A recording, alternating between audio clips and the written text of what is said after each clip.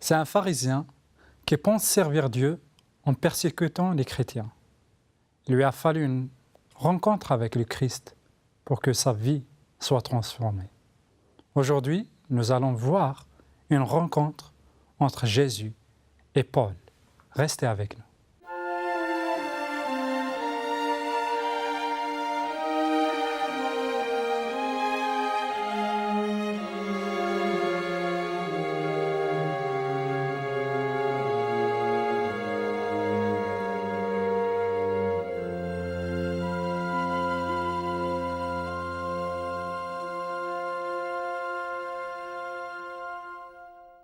Bonjour et bienvenue pour une nouvelle émission dans Rencontre avec le Christ. Nous allons continuer notre série de rencontres avec le pasteur Pierre Péchou. Aujourd'hui, nous allons parler d'une rencontre qui a eu lieu entre Jésus et l'apôtre Paul. Pasteur Pierre Péchou, bonjour et bienvenue. Bonjour Anafi, merci de m'accueillir à nouveau et je souhaite la bienvenue, bien sûr, à tous ceux qui nous écoutent. Alors, aujourd'hui, tu es venu avec cette rencontre qui a eu lieu entre l'un des grands apôtres, en fait, l'apôtre Paul et Jésus. Bien que, avant sa conversion ou avant cette rencontre, Paul était totalement une autre personne. Oui, Paul, comme tu l'as dit, c'est un des plus grands dans le Nouveau Testament, ne serait-ce que par ses écrits. C'est lui qui, dans plusieurs lettres adressées aux communautés, va poser les fondements de l'Évangile et de la bonne nouvelle du salut en Jésus-Christ. Mais comme tu l'as dit, avant sa rencontre avec Jésus, c'est une autre personne, tout en restant la même. D'ailleurs, ce que tu dis est intéressant parce que Paul est persuadé d'être un disciple du Christ avant sa rencontre avec Jésus. C'est-à-dire, en tant que pharisien, tu disais, pharisiens, c'était vraiment des penseurs juifs très versés dans l'Écriture, dans la parole. Et Paul pensait tout savoir du Messie attendu. Juste pour une précision, c'est que le problème des pharisiens, c'est de reconnaître Jésus comme le Christ. C'est pour cette raison que tu avais dit qu'il était persuadé qu'il est le disciple de Christ. Ouais, je joue un peu sur les mots. Ouais. Mais Christ, c'est l'équivalent du mot Messie. Messie, c'est en hébreu et Christ, c'est en grec. Donc, Paul attendait le Messie. Il avait étudié avec passion les textes de la Torah, du Testament hébreu, de la Bible hébraïque. Il était persuadé de tout savoir sur le Christ à venir, sur le Messie à venir. Jésus est le Messie, Jésus est le Christ. Et donc, je trouvais intéressant de débuter comme ça, en jouant un peu sur les mots, en disant, c'est en disciple du Messie que Paul persécutait ceux qui croyaient au Christ, ou qui avaient reconnu Jésus comme étant le Christ. Et donc, le contexte du passage que nous allons lire dans quelques instants, c'est Paul qui a en sa possession des lettres de recommandation qui lui permettent d'aller en Syrie, à Damas, pour arrêter, emprisonner les chrétiens. Et parfois, après l'emprisonnement, il y avait la mise à mort. Donc on voit ici que Paul est vraiment ancré dans ses certitudes. Et quelqu'un qui est persuadé d'avoir raison, parfois, devient très dangereux parce que la vérité qu'il pense posséder peut l'amener même à tuer d'autres personnes qui n'auraient pas cette vérité. En fait, il est devenu aveugle. Oui. En quelque sorte, c'est que voilà, il avait la certitude qu'il est sur la bonne voie, et là, la vérité. Du coup, tous ceux qui sont contre ma vérité, ils doivent être éliminés sur mon chemin. Exactement. Alors, tu parles de chemin, Paul est sur le chemin de Damas. On connaît cet épisode que nous allons lire sous cette appellation, Paul sur le chemin de Damas. Alors, sans plus attendre, Hanafi, je t'invite à entendre ce texte. Oui, tout à fait. Alors, nous avons quitté ici les 4 évangiles et nous sommes dans le livre, dans la Bible qui suit les 4 évangiles et qui est le livre des Actes. Chaque évangile nous donne une vision du ministère de Jésus pendant ces 3 ans et demi parmi le peuple. Jésus va mourir sur la croix, ressusciter, et le livre des Actes commence avec le rappel de cette résurrection, les derniers jours de Jésus parmi son peuple après sa résurrection. Ensuite, il monte rejoindre le Père. Et juste après donc les 4 évangiles, nous avons le livre des Actes qui nous raconte l'histoire de l'Église naissante, de la communauté des croyants qui est en train de se former. Voilà pour le contexte du livre des Actes. Là, je suis au chapitre 26. Et je lirai à partir du verset 12 jusqu'au verset 18. Paul parle. « C'est ainsi que je me rendais à Damas, avec l'autorité et le mandat dont j'avais été investi par les grands prêtres, quand, vers le milieu du jour, ô roi, j'ai vu en chemin briller tout autour de moi et de mes compagnons de route une lumière venant du ciel, plus resplendissante que le soleil. Nous sommes tous tombés à terre, et j'ai entendu une voix qui me disait en langue hébraïque, « Saoul, Saoul, pourquoi me persécutes-tu? Il est dur pour toi de regimber contre l'aiguillon ?» J'ai répondu, « Qui es-tu, Seigneur ?» Le Seigneur a dit, « Moi, je suis Jésus, celui que toi, tu persécutes. Mais lève-toi, tiens-toi sur tes pieds. Voici en effet pourquoi je te suis apparu. Je te destine à être serviteur et témoin de ce que tu as vu de moi et de ce pourquoi je t'apparaîtrai encore. Je te délivrerai de ce peuple et des non-juifs vers qui, moi, je t'envoie, pour leur ouvrir les yeux, afin qu'ils se tournent des ténèbres vers la lumière et de l'autorité du Satan vers Dieu, et qu'ils reçoivent le pardon des péchés et une part d'héritage parmi ceux qui ont été consacrés par la foi en moi. » Ah, quand même, c'est une rencontre un peu qui n'est pas comme les autres. Non.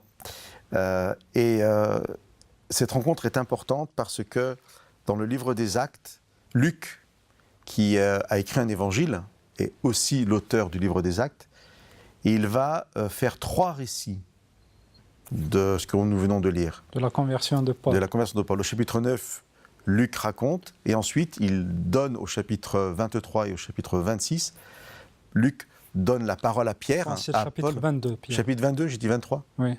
Chapitre 22, merci Hanafi. Au chapitre 22, au chapitre 26, Luc donne la parole à Paul. Et là, dans le dernier passage, celui du chapitre 26, eh bien, Paul s'adresse au roi. Pardon, Pierre, juste une question.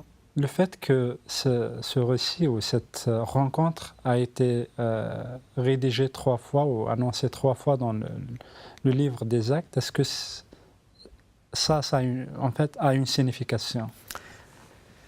Oui, le plus simple est de penser que si Luc se dit « je vais mettre ce récit 3 fois », c'est que c'est un récit très important. Il faut que mes lecteurs comprennent l'importance que ce récit a.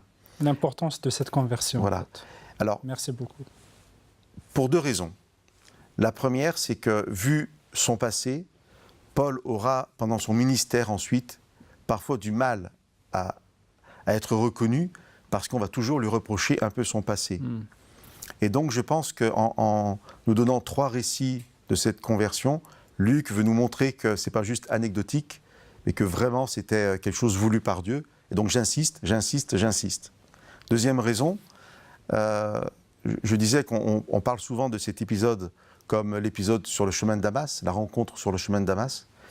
Et notre conclusion, dans quelques minutes, sera d'inviter chacun à vivre un chemin de Damas, en fait. De prendre ce chemin. De prendre ce chemin, alors pas pour aller persécuter des personnes, hein, oui, mais d'être dans un chemin de rencontre. De rencontrer sur son chemin le Christ. Tout à fait. Alors je te laisse la parole, Pierre, pardon de Non, tu as raison, Hanafi, toi-même je me trompe parfois. Dans la deuxième partie, nous nous intéresserons plus particulièrement aux paroles que Jésus prononce. C'est ce qui est intéressant, c'est pour ça que j'ai choisi ce 3e passage, parce que nous avons une fenêtre ouverte sur le dialogue qu'il y a eu à ce moment-là entre Jésus et Paul. Mais là, avant d'arriver à ces paroles, on va voir comment Luc a pris soin de nous donner des petits détails qui en fait construisent ce texte et nous en montrent l'importance.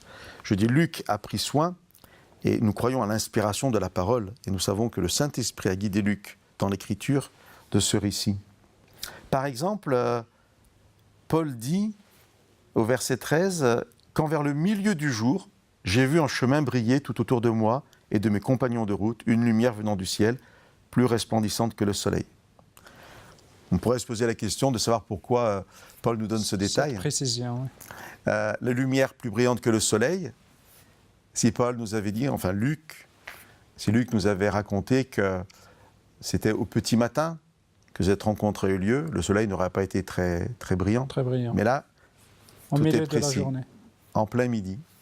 Nous sommes ici au Proche-Orient, région baignée par le soleil, et on peut imaginer la puissance du soleil en plein midi.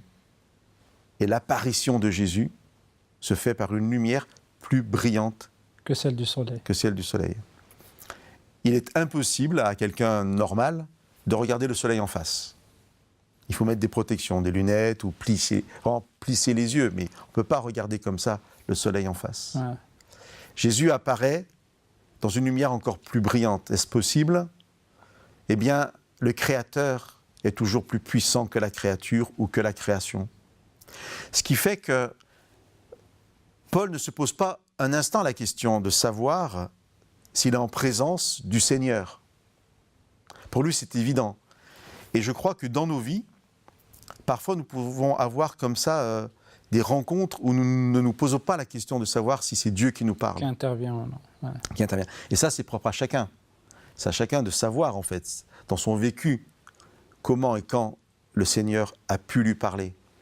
En tout cas, il ne faut pas perdre de temps, j'ai envie de dire, pour Jésus, il faut que tout de suite Paul sache qu'il est en présence du Seigneur.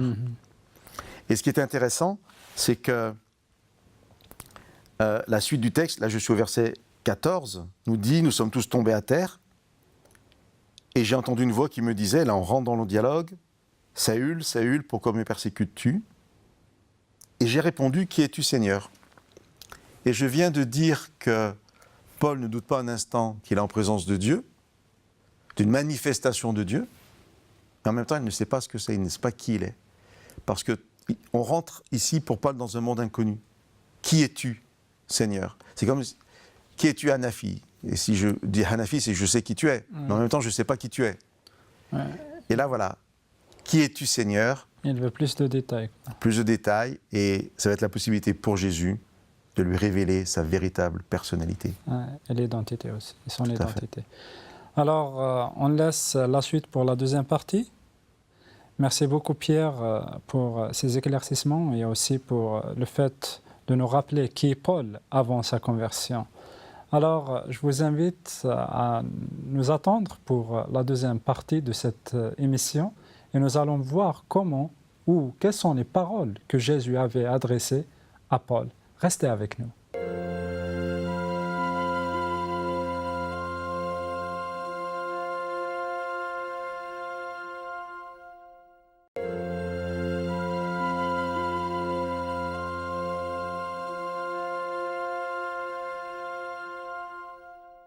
Bonjour et bienvenue pour la deuxième partie de cette émission.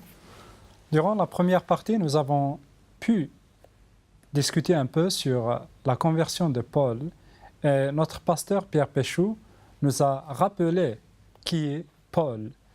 Et durant cette deuxième partie, nous allons voir qu'est-ce qui a eu lieu entre Paul et Jésus. Pierre Péchou, bonjour. Rebonjour Hanafi. Et bienvenue à nouveau à tous les auditeurs qui nous rejoignent. Une dernière précision, on se situe quelques années, 3-4 années après l'ascension, la mort, la résurrection, l'ascension de Jésus, mais quelques mois ou plus, ou quelques semaines après la mort du premier martyr chrétien qui s'appelle Étienne. Son histoire nous est racontée au chapitre 7 du livre des Actes. Exactement. Et il y a un verset qui finit le chapitre. Paul approuvait le meurtre d'Étienne. Ah, quand même. C'est que Paul était vraiment là quand Étienne a été lapidé. Oui, il a été lapidé. Alors voilà, quand on parle de persécuteur, on est dans quelque chose de très sérieux. Hein. Ouais. Et ce n'est pas faux de dire que Paul était meurtrier. Alors même s'il n'a pas lancé la pierre, il a approuvé le meurtre d'Étienne. Donc ça, c'était quand même intéressant à rappeler. Tout à l'heure, Hanafi, je voulais interpeller chacun sur ce qu'on peut croire être des détails, le fait qu'en plein midi, une lumière plus resplendissante que le soleil, et on voit qu'il y a de la signification, eh bien, il y a une autre petite information que Luc nous donne, sur laquelle je ne me suis pas encore arrêté. C'est la façon dont Jésus va s'adresser à Paul. Paul nous dit au verset 14, « J'ai entendu une voix qui me disait en langue hébraïque. » Nous savons que Paul est citoyen romain, qu'il a deux prénoms, Saul et Paul. Il a un prénom hébraïque, Saul, qui est celui que sa maman a dû lui donner. J'imagine très bien que c'est par ce prénom que sa maman appelait Paul quand il était petit. Et puis Paul, qui est son prénom romain, latin en fait, parce qu'il est citoyen romain de naissance.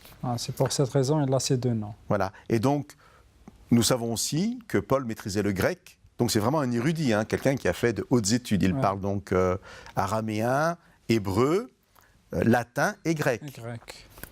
Et donc, pourquoi je te dis ça, Anafi? Parce que Jésus aurait pu choisir une de ces langues pour s'adresser à Paul. Pourquoi il nous est précisé ici que Jésus va s'adresser à Paul en langue hébraïque? Eh bien, en fait, pour une raison très simple et très profonde, c'est la langue du cœur. Il s'adresse à son cœur. Il s'adresse à son cœur. C'est la langue maternelle de Paul. Et nous voyons... C'est très très important de souligner ça, Pierre, parce que beaucoup, parfois, ils sont un peu frustrés le fait qu'ils n'arrivent pas à prier dans leur propre langue, dans leur langue maternelle. Ils disent pourquoi je ne vais pas demander à Dieu, en fait, avec ma propre langue et tout, et de prier pour Dieu dans ma propre langue, quoi. Et là, c'est Dieu, c'est Jésus qui se met au niveau de Paul. Alors voilà, moi j'aime bien dire ça, c'était la langue de la maman de Paul. Quand Paul a des souvenirs de sa maman qui le prenait dans ses bras, sa maman lui parlait en langue hébraïque. Merci beaucoup. Il parle à son cœur. Merci Pierre pour cette précision. Alors pourquoi j'avais tenu aussi à dire, en débutant cette deuxième partie, à parler d'Étienne, à dire donc que Paul avait approuvé le meurtre d'Étienne et que par là, nous pouvons dire que Paul était meurtrier, parce que sachant cela, quelle va être la réaction de Jésus? Quelles vont être les premières paroles de Jésus? Les premières, on les a déjà lues. « Saül, Saül, pourquoi me persécutes-tu » Ça a dû être un choc pour Paul. Très orgueilleux de sa foi, il nous le dira dans d'autres passages. Hébreu né d'Hébreu, quant à la loi pharisien, quant aux zèles persécuteurs de l'Église. Voilà ce que dit Paul, les paroles de Paul. Totalement engagé dans... Oui, et puis en plus, je suis au service de Dieu. Ce que je fais, c'est approuvé par Dieu. Et là, il sait qu'il est en présence du Seigneur.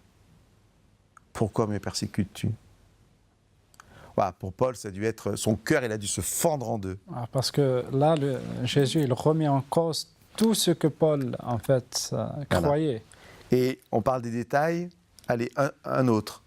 Moi, je suis Jésus, virgule, celui que toi, tu persécutes. Jésus, là aussi, combien de noms pouvons-nous utiliser pour nommer Jésus? Eh bien, juste dans le livre des Actes, Luc va employer plus de 15 noms différents. Le prince, le sauveur. Jésus, c'est simplement... Le roi. Jésus, c'est simplement le prénom, comme Hanafi, comme Pierre. On peut dire en fait que Paul, d'un point de vue littéraire, d'un point de vue intellectuel, savait tout du Christ à venir. Simplement, il ne savait pas que le Christ qu'il espérait était Jésus de Nazareth, qu'il persécutait. En persécutant les croyants, c'est Jésus lui-même qui persécutait. Et là aussi, on peut s'arrêter un instant. Quand je persécute un croyant, c'est Dieu que je persécute. Parce que, honnêtement, Jésus n'était pas persécuté en propre par Paul. Mais Jésus dira, quand vous faites cela à l'un de ses plus petits, c'est à moi que vous le faites. C'est à moi que vous l'avez fait. Et donc, quand on persécute quelqu'un, et je peux même sortir du croyant, quand on persécute une personne, eh bien c'est Dieu que nous persécutons. Parce que quand Jésus prononce cette parole, eh bien il parle de la façon dont on va aider un pauvre, visiter un malade, Une créature. Quoi. Une créature, donc pas forcément un croyant même. Hein. Un être humain. Même quelqu'un en prison. Donc même quelqu'un qui a fait du mal, qui est en prison, Jésus dit, c'est moi que vous allez visiter. C'est très très fort. Wow. Voilà, je suis Jésus, celui que toi tu persécutes. Donc, ensuite, un petit peu de reproche quand même. Un peu de violence, entre guillemets, de la part de Jésus. Parce que Pierre est un persécuteur, Paul, pardon. Ouais. Paul est un persécuteur et un meurtrier. Eh bien non. De façon bizarre, extraordinaire en fait. Quelles sont les paroles de Jésus, une fois qu'il a simplement dit, parce qu'il veut rétablir quand même la vérité, hein, Paul, tu me persécutes, ça c'est une... Je ne vais pas le cacher, hein, je te dis ta vérité. Tu es persécuteur. Mais Hanafi, soyons vraiment attentifs, c'est tellement beau en fait, aux paroles de Jésus qui suivent tout de suite après. Je lis au verset 15 et suivant. J'ai répondu, qui es-tu Seigneur ? Le Seigneur a dit, moi, je suis Jésus, celui que toi tu persécutes. Mais lève-toi, tiens-toi sur tes pieds. Et je ne vais pas plus loin. Et ça, alors je me répète, mais ce n'est pas grave, c'est extraordinaire. Lève-toi, verbe employé dans le Nouveau Testament pour parler de la résurrection. Cette lumière est tellement extraordinaire, plus puissante, plus brillante que le soleil, que Paul est tombé à terre. Lève-toi, remets-toi sur tes pieds. Lève-toi, c'est la résurrection, ça peut être le symbole de la résurrection. C'est une nouvelle vie qui va commencer pour Paul. Et tiens-toi sur tes pieds, c'est la dignité de Paul. Si vous voulez humilier quelqu'un, vous le jetez à terre. Vous le traînez dans la boue. Jésus ne veut pas le voir dans cette position, non. En fait. Et nous savons qu'après ce temps de rencontre si fort avec Jésus, Paul va passer à peu près 3 ans avant de commencer son ministère public. 3 ans, on ne sait pas trop où il était, mais je pense que là, il a eu vraiment le temps de demander pardon à Jésus, sûrement, puis d'apprendre, de vraiment changer d'état d'esprit. De remettre en question voilà, tout ce qu'il a... Peut-être de calmer son caractère, etc. Il y a une violence en Paul. Donc, ce n'est pas grave ce que tu as fait. Ce n'est pas la première chose que tu dois savoir. La première chose, c'est que j'interviens, j'arrive dans ta vie, et je te redonne toute ta dignité humaine. Lève-toi, tiens-toi sur tes pieds. Et ça, c'est extraordinaire parce que, je disais tout à l'heure que nous avons tous un chemin de Damas à parcourir. Et quelles qu'aient été nos erreurs, parce qu'il ne peut pas y avoir pire que d'être meurtrier. Hein. Ouais. C'est pour ça que c'est intéressant. En fait, je pense que c'est bien de mentionner le fait que Paul ne s'est pas relevé tout seul, en fait. C'est Jésus qui lui demande « lève-toi ». C'est Jésus qui l'aide à se mettre, en fait, debout parce qu'il ne voulait pas le voir dans cette position. Oui, c'est une position entre guillemets naturelle. Enfin, si vous avez une apparition comme celle-là, vous allez facilement vous retrouver à terre. Hein. Et c'est pour ça que je disais, on a tous notre chemin de Damas.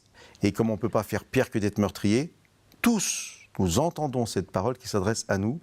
Lève-toi, tiens-toi sur tes pieds. Et après, Jésus donne une mission à Paul, tout de suite. Il lui donne une mission, c'est-à-dire qu'il le valorise énormément. Et tout ça, c'est pour nous. Jésus me relève, Jésus me rend ma dignité, et Jésus me dit, mais tu as de l'intérêt pour moi, tu as une valeur parce que voilà, tu vas travailler pour moi. La vie sera difficile, il y aura des épreuves, mais je te délivrerai vers ceux vers qui je t'envoie. Et cette assurance que, ensuite, Jésus sera présent sur le chemin de Paul. Et il dit dans le texte, ce pourquoi je t'apparaîtrai encore. Donc, cette première rencontre entre Paul et Jésus sera suivie par d'autres rencontres.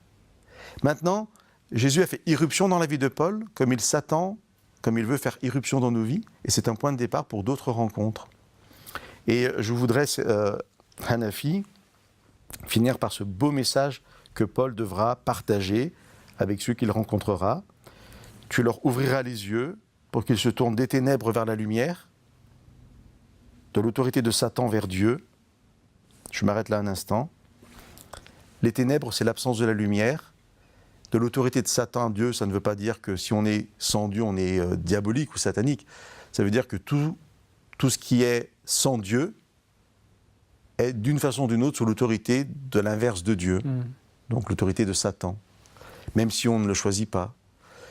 Et le message que Paul devra partager, c'est le passage des ténèbres à la lumière. À travers ces paroles de Jésus, nous sommes tous invités de passer des ténèbres à la lumière en acceptant Jésus dans notre vie pour recevoir le pardon des péchés que Dieu veut nous donner et une part d'héritage, c'est-à-dire nous avons une place réservée par Jésus dans le paradis pour chacun d'entre nous.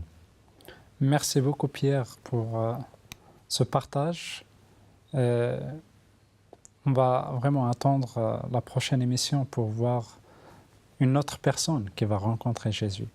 Mais avant on étudie cette personne, c'est bien que tu sois toi qui va rencontrer Jésus.